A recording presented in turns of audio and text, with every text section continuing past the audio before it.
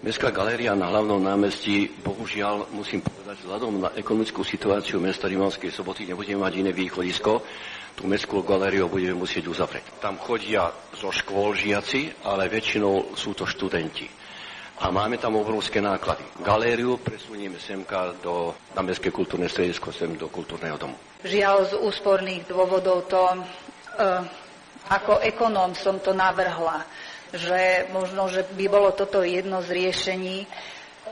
Na druhej strane, ako ja sama som výtvarníčka, je to pre mňa veľmi ťažké niečo takéto vôbec navrhnúť. Je to dobré, že to nie je na mojom uvážení, ale na vašom. Ako poslanci budete o tom rokovať. V Mestskom kultúrnom stredisku máme galériu Ganeviel, veď vy sám ste ju tu ako zakladal.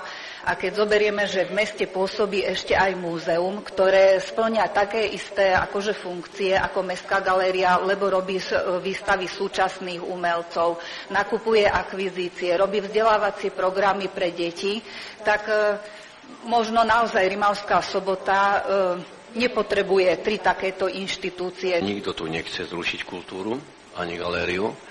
Ale dneska sme v takej situácii, že dosť kritickej situácii. Podielové dane nám klesajú, budeme mať menšie dane v roku 2024, ako v tomto roku sme mali.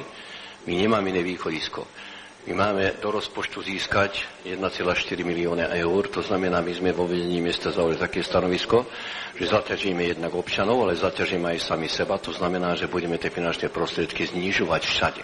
Nerád, ale musím povedať, že bohužiaľ na každom kroku musíme si pritiahnuť opasky.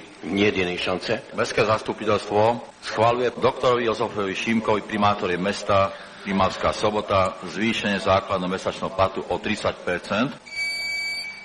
Konštatujem, že uznesenie je schválené.